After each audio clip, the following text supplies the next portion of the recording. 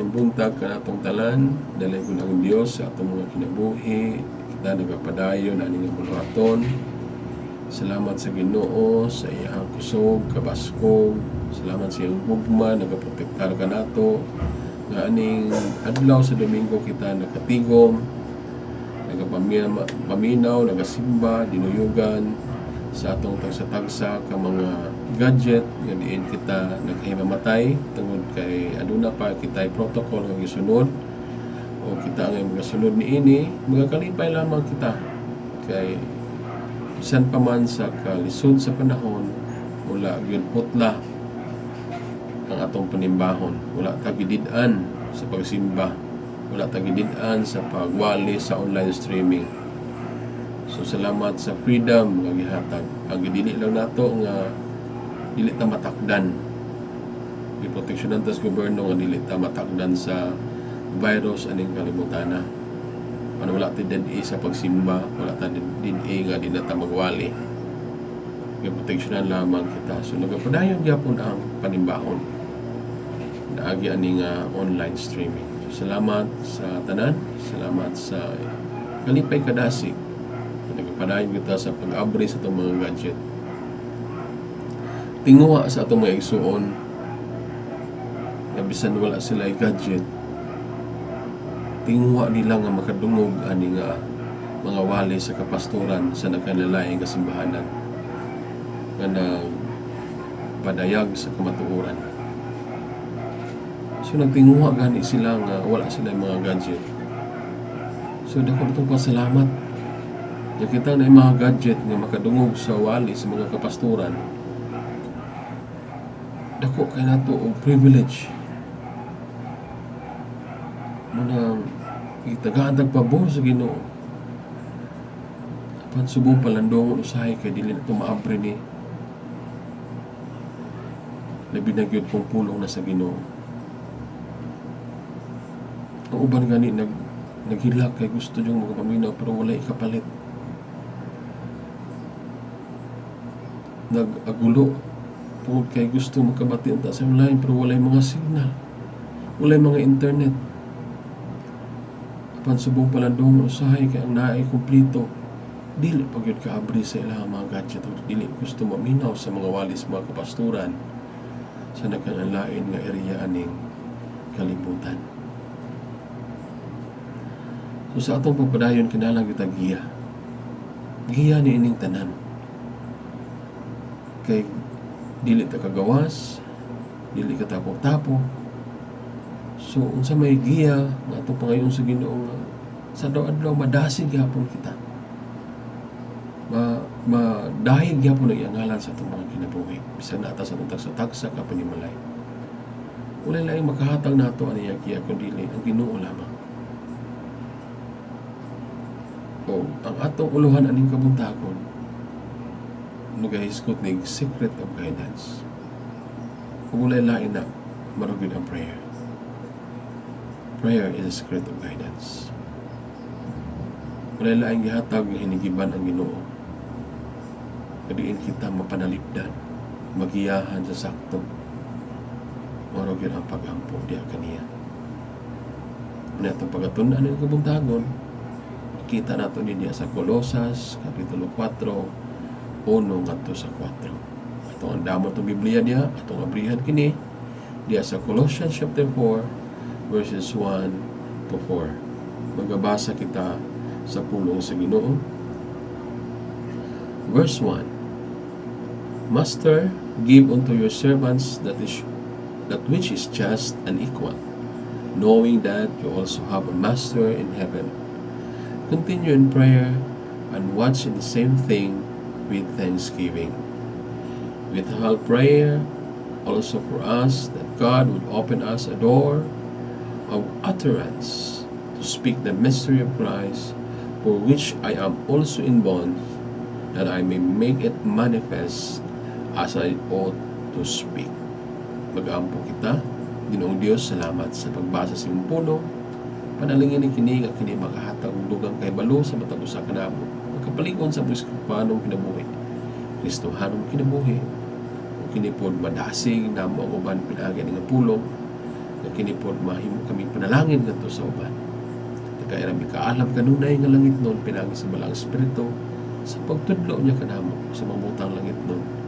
Kaya siya ra gyud ang makatudlo kanamo kay ang pulong balaan man langit nun kini ug dili kalimutanon. Pinaagi ra gyud sa gahom sa balang Espiritu Santo masabtan namo kini sa yano ug ma-apply namo ni sa kinabuhi pinaagi sa imong gahom ug kusog ihatag diri kanamo. All these things we pray and as thanksgiving in Jesus' name. Amen. Sa atong pagpadayon, prayer is the pipeline of communication. Kung may isguta o pipeline, gikan sa atong tangke, paingon sa ato ang panimalay, paingon sa gripo, muna gitawag pipeline. Kung wala ay pipeline, ang tubig sa tangke sa atong panimalay, dili na kagawa sa atong gripo, sa atong lababo. It needs pipeline para makadaloy na siya o magawas dito.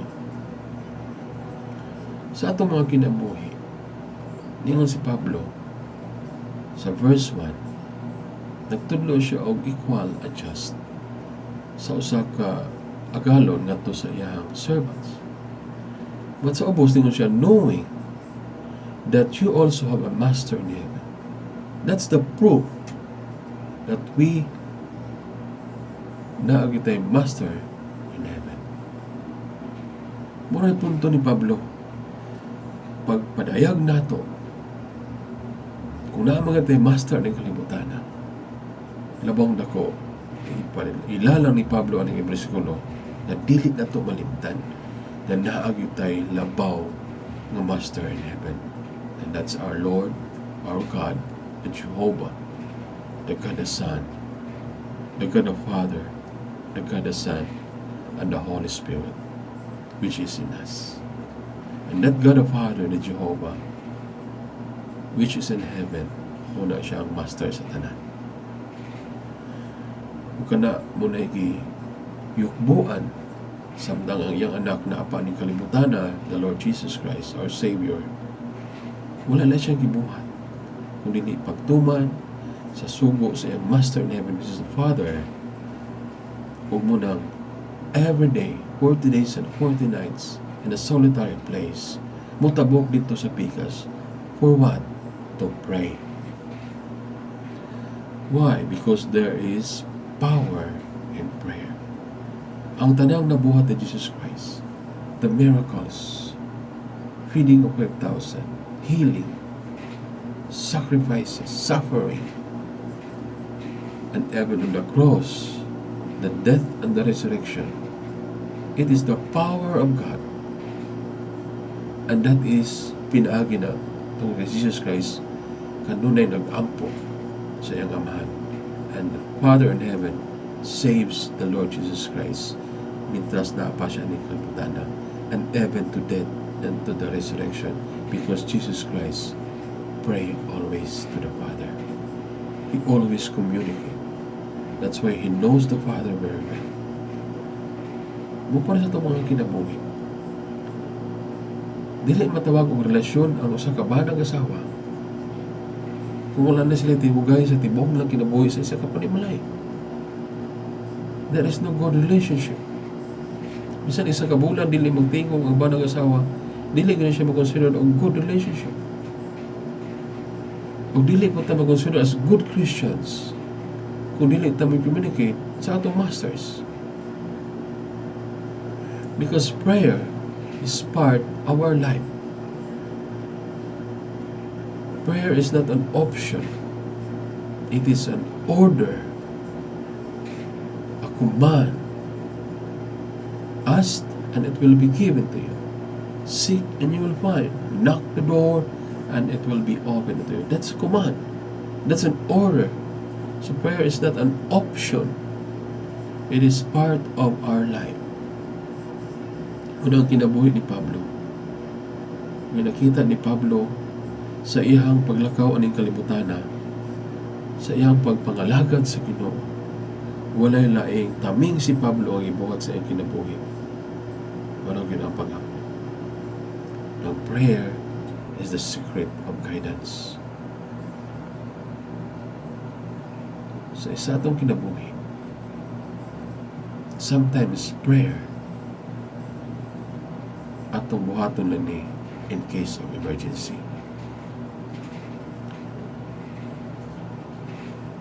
Sometimes, like, kung ato itong mga buildings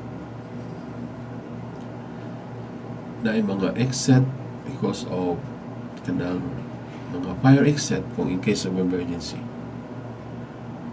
Na po'y makita nato ng mga fire extinguisher imutangan nag kuhaan ni in case of emergency. Na po'y butang nito mga hose na nasa box, nasa glass. Ningon niya break the glass in case of emergency. Muna masaya ang prayer, may mga anak option na gamiton nato in case of emergency. Sa ato mga kinabuhi, ang pag-ampo dili lang kikinaatay Panginoon. It is the secret of guidance. Gihata sa Ginoo sa itong buhatan sa matag adlaw. That's why sa verse 2 nagingon niya, continue in prayer. Sa ibig pasabot niya, muna yung una na itong punto, mapinadayonon diha sa paghampo. Sa atong mga kinabuhi, kung atong tanahon, nakaingon na taong kung taas ta mo ampo, we are continuing in prayer. Muna ito ang mga gitanaw sa atong mga kinabuhi.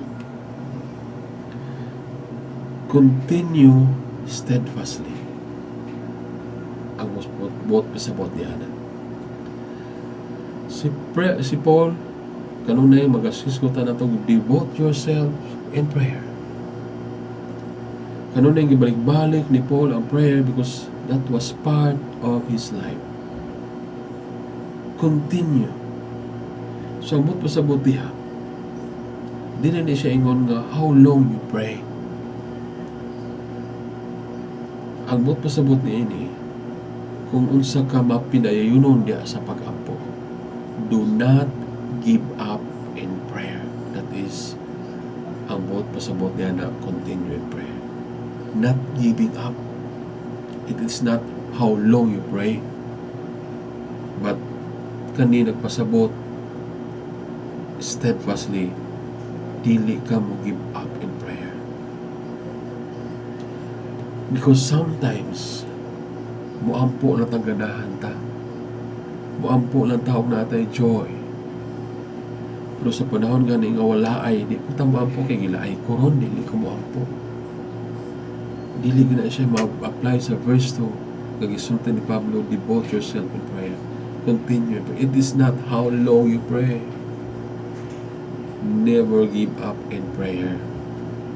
Muna ibot pasabot sa verse 2 sa ato ang mga kinabuhi. Muna, seek and you will find. Knock the door and it will be open to you.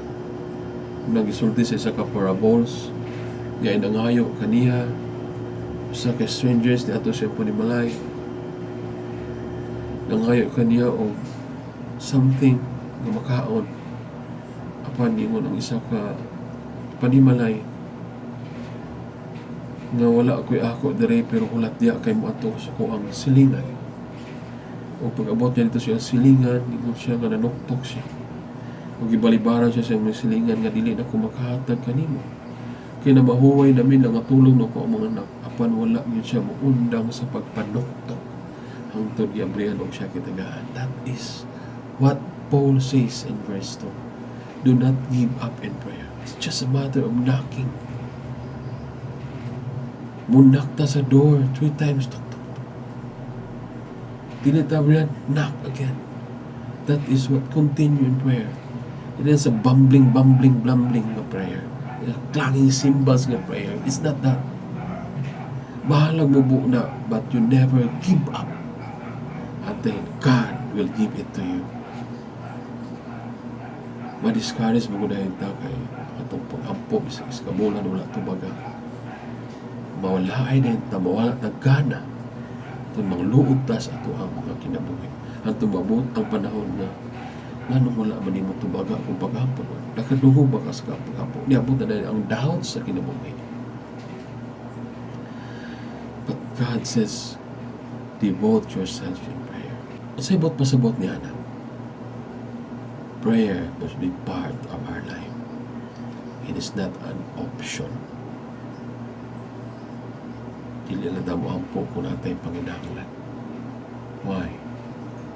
Sa atong ikadumang punto, kinahanglan na magpasalamat. Papasalamaton niya sa paghampo.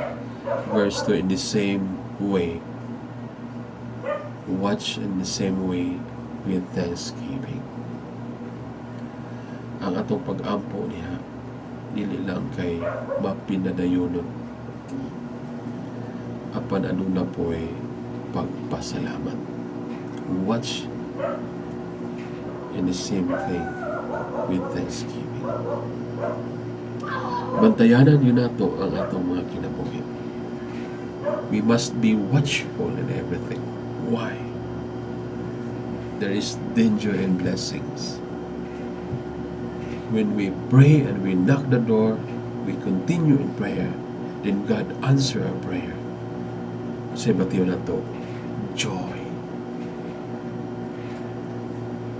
But, watch in the same thing. Why? Malimog tao sa ipagpasalamat.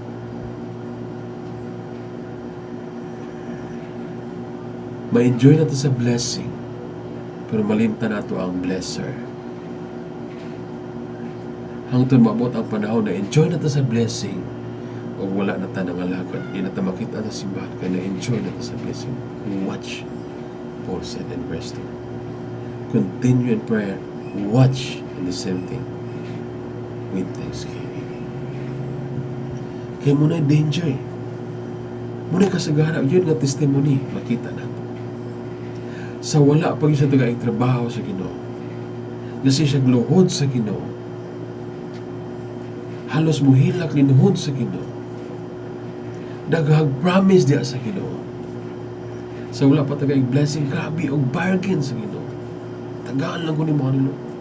Pero sa dihang itubag sa Ginoo, tungkol kay consistent siya siyempre. Persistent siya siyempre. Pagkatrabaho na, wala na makita sa simbahan. Napanalingin na dato, wala na makita sa simbahan. Say kulang, mapasalamaton niya sa paghampo. Sometimes sa Ginoo magtanaw sa motives sa mga paghampo. Sometimes makita nato kanong kusog ang panalangin sa isa. Why? Kay kusog siya magpasalamat sa Ginoo sa wala, sa naa, sa dagko ug sa gagmay butang sa babot siya kinabuhi. Muna kita mga Kristohanon kung accept that we are Christians. Sa atong pagsigig luhod sa Ginoo sa paghampo. Apan na failure ta kay dili mao ni abot. Be thankful. Ano man. Because God knows what you need, not what you want. And God knows kung nakay pinangahanglan, kabalo pong Ginoo, na kung ihatag niya ni nga panginahanglan, basig mahambugiro ka. Basig mo talikod ka niya. O kana may tabo na sa mga katawhan nga iyang ipalangga o gayo. Nang question ta usahay sa atong desires, sa atong kasing-kasing, why God? Wala niya tubaga karong tugiga ang akong ipangayo. Because God knows your heart. God knows your plan. And you are not ready yet to accept that blessing. Muna ipamatured sa Kanya.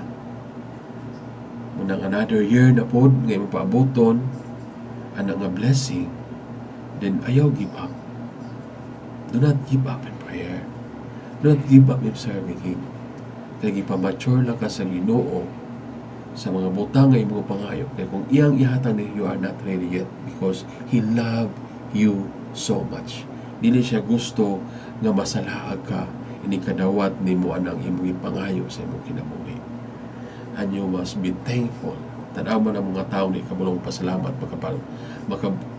makareceive og panalangin sa Ginoo, di ka magpasalamat, di ko nakabalo mo simba sa Ginoo. Makita ni mo na sa Ginoo og balik simbahan kung wala na pod. Munang klaseng mga tao. Break the glass in case of emergency. Muna ilang mga kinaiya. Dili na mo igitudlo sa Ginoo sa atong kinabuhi. Anong dali naman mga failure? Tungkol kay walay guidance. Muna ang sekreto mong sigiya, mo pag-ampo. Muna ang kung naatay blessing, dili ta mo undang sa pag-ampo pagpasalamat ini. Para kiyahan ta sa Ginoo sa na to pagpadala, pagpadagan na mga blessing. Nasa itong mga business, sa itong mga trabaho, makatrabaho tag 2 years, naputbol na po sa trabaho. Because sa dihan ang katrabaho ta, niundang mata sa pag-ampo, o niundang ta pasalamat.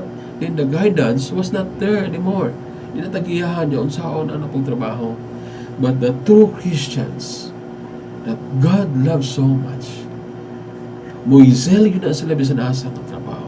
Because they always continue in prayer and in thanksgiving. Muna ang giya sa Ginoo sa ilang mga trabaho na kanunay. That's why they always excel in their life. Dili na sila makabsan. Kana sila kinabuhi nga mapinadayonon sa pag-apo o mapasalamaton diya sa mga pag-apo. O sa dihang nagpinadayonon ta sa mga pag-apo, gigihan ta sa Ginoo kay mo ni sikreto man sa iyo. O sa dihang ang atong kinabuhi mapasalamaton na kaya sa Ginoo. And that's very good na. Matured Christian na. Lami na kayong kinabuhi. Kaya ang blessing sa Ginoo wala na maputol. Kaya nakita sa Ginoo nga He never give up in prayer, and He always praise the Lord and ask thanksgiving and give offering to the Lord sa tibok kinabuhi. He always serve the Lord. Bisa kung sa pinabot yung kinabuhi niya, since niya, but still He is there serving the Lord, give praising to the Lord. Nakita sa Ginoo that He is good and faithful servant. But not only nga diha tamuhunong sa atong mga pag-apo. Tungod kay okay naman ta, ang Ginoo nag-bless na to, pasalamat ta, okay na ta. But, ningon si Pablo, ayaw pag dinalo. Muna sa verse 3 and 4. Ayaw pag dinalo. Kinahanglan po nga mainampuon ka sa uban. Verse 4, ningon diha, paingon ni Pablo, with all praying also for us, that God would open unto us a door of utterance to speak the mystery of Christ, for which I am also in bonds, that I may make it manifest as I ought to speak. So, kinahanglan po nga muampo po ta para sa uban. Unay kinabuhing Kristohanon. Kompleto nga kinabuhing Kristohanon. Mag-ampo siyang kagalingon, dili mo give up, panalanginan sa Ginoo, nagpasalamat sa kanunay, bisan unsay mabos yung kinabuhi, ang ganda, lipay katanaw kaniya, o ningon po ang Ginoo, nga ayaw o hunong niya. Kabalo po ka mo ampo para sa uban. Sa ato ang mga kinabuhi. Muna ningon ni Pablo nga, nihangyo si Pablo nga, ampo ipo ko. Nga ang akong gidala, maayong balita, nga mahanay na ako ni sa dihang kini akong ipadayag na to sa uban. Wala gasalig si Pablo sa iyang kay balo. Wala gasalig si Pablo sa iyang naabot. Wala gasalig sa Pablo sa iyang degree. Sa dihang kita mo pakailap sa maayong balita nga to sa katawhan. We need prayer. The evangelist, the pastor, We need prayer each other. Nagkinahanglan ta mag-inampuay kay kitang tanan gipadalaman sa paghatod sa maayong balita ngadto sa uban.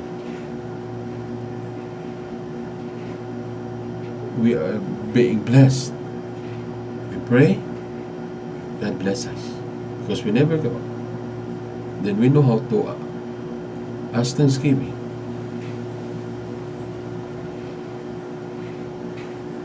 We pray for others. Why?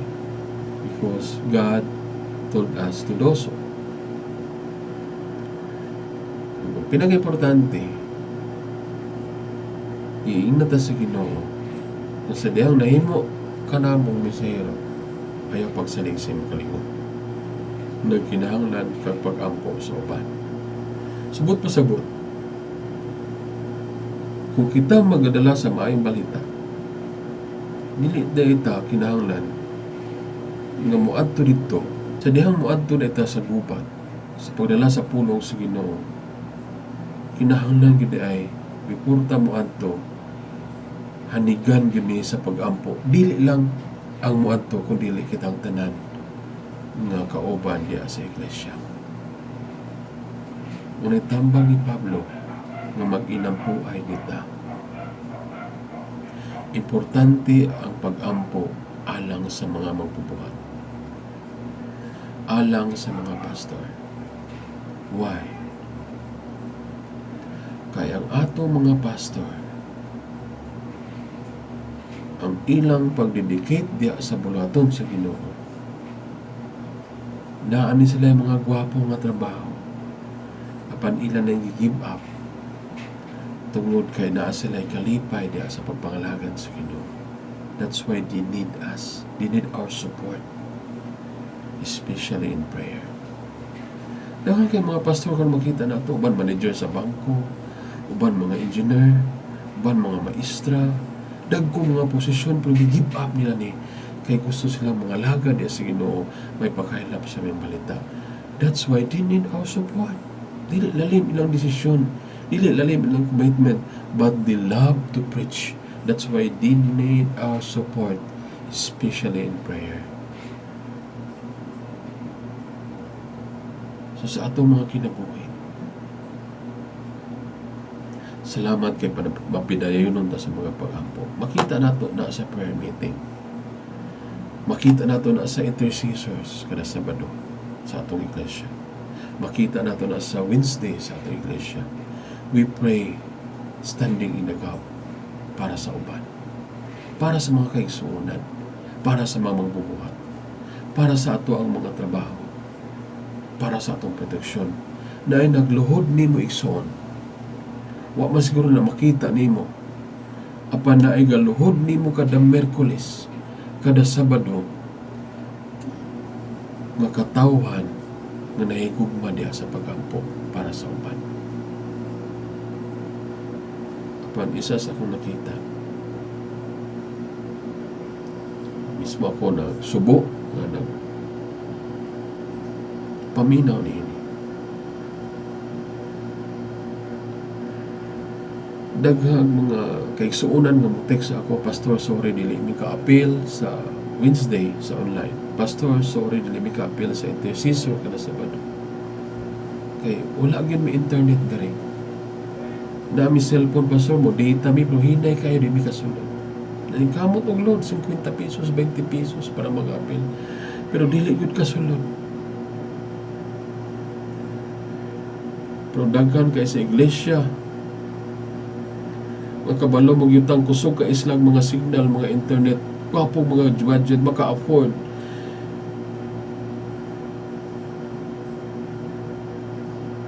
Lisod kayo usahay makita nato sa panahon sa Miyerkules o Sabado.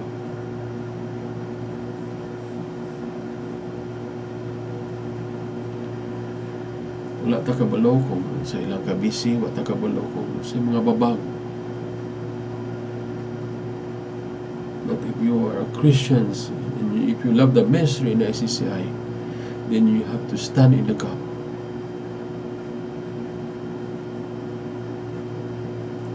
Para sa buluhaton sa iglesia.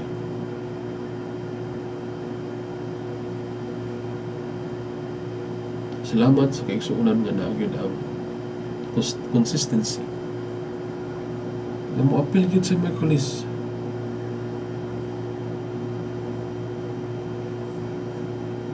Yes, usahay na Tereson, Pastor, gaampo mo sa panimalay. Kasi di mo mapil, ana, di gaampo ampun mi. Bisag na ami gadget nga gwapo, gusto kami internet, gaampo mo yapon mi, di lang mo mapil. Why? How could you know sa mga prayer request? Kung saan yung pagkabalo sa mga ipanghambing sa uban? Na ikaw namang isa di sa imong balay. Di lang gusto mo ampo sa mga request, madunggan mo sa imong may kaigsuunan. Prayer is not an option. It is an order. You are a Christian. Then you ought to pray. Continue in prayer. Watch the same thing in Thanksgiving. And pray for others. That is the command of God. If you are a believer, use all your equipment. Use all your resources. Mag-appeal sa ministry sa simbahan. Join.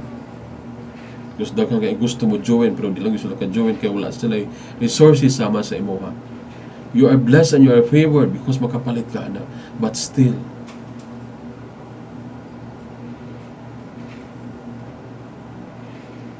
God only knows. But Paul commanded us to never give up in prayer with thanksgiving and made your request made known unto God.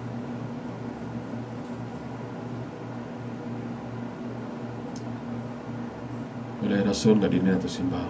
Hindi na sa itong kinapo, pinagis mga pag-ampo. Wala nagduwa-duwa ang Ginoo sa pagluwas nato, pagpakamatay, alang ka nato. Wala siya daghang pangutana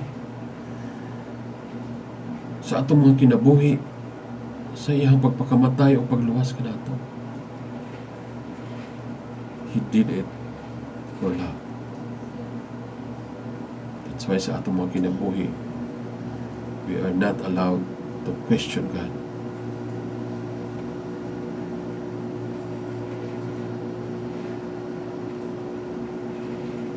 Lord, maapil ba ko ani? Lord, ang ngayon ba ko ani? Why? Lord, ang ngayon ba ko moampo? Lord, pwede ba ko ani nga ministry? Don't ask that. Kung nagipangutana ka sa Ginoo, ang ngayon baka na akong pagkamatyan? Wala ka pangutana sa Ginoo. He died for you.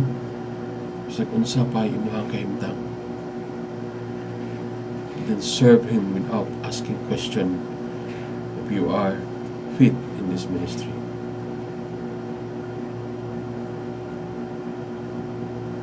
Pray with gladness. Pray with joy. Never give up in prayer. With thanksgiving, made in your request to God. Because the secret of guidance is prayer. Di ganit mo ampo. Tiyas atong tasatagsa kang ginabuhi. Mula gimugihan nato sa itong buhaton, labi na yun ang panahon na karon sa kalisod. And don't blame God. Yun ay yung anang imong kinabuhi. But you have to check yourself. Asa ka nagkulang sa Ginoo. Kaya ang Ginoo wala nagkulang ka nato. He always loves us. We are not qualified, pero gihimo ta niyang qualified because of His great love sa atong mga kinabuhi. And we always going to communicate Him.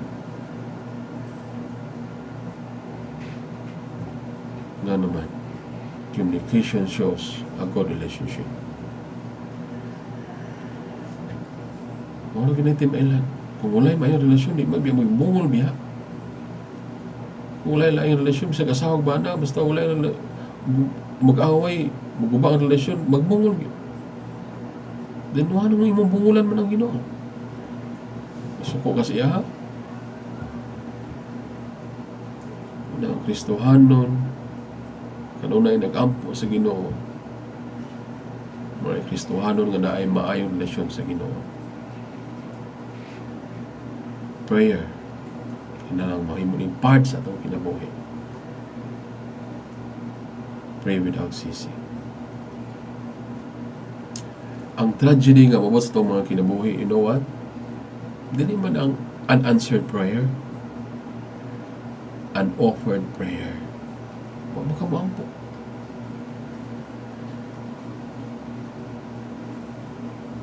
Nang karong panahon na kinahanglan one accord ta sa ICCI, PCCC. Samtang dili pa ta kahimo niini sa iniusa kahimtang sa physical siya sa tuwang simbahan. Please, join us in prayer with your gadgets. You are blessed because you have that. Use it for the glory of God. Pray without ceasing. Good morning and God bless everyone. God bless Iligan. God bless ICCI, PCCC. God bless Kauswagan. God bless Midnorth. Let us join in prayer. We need our guidance. And He is our mighty counselor, manalain, our God and Lord, the Lord Jesus Christ, sa atong mga kinabuhi. Mag-ampo ta. Father in heaven, we thank you, Lord, for your blessing. Thank you, Father, of your guidance. But makuha lang naman ni pinagis mga pag-ampo. Bless us, O Lord, always. Protect us, Lord, sa tanang mga danger ni kalibutan. Protect us, Father, sa mga temptation ng kalibutan. Give us always strength to stand in the gap for others. Give us always strength to pray continually. And give us a heart to say, thank you, Lord. Thank you, Lord. You're so good. Your great love. Thank you, Father God, of your mercy and your grace in our life. Thank you of our family. Thank you, Lord, for blessing every day. Thank you for the joy of our salvation. Thank you for our work, our business, and our good health, and your protection. Thank you, Lord. Thank you, Lord. In Jesus' name, Amen. God bless us all. Nagmaayong buntag ka natong tanan.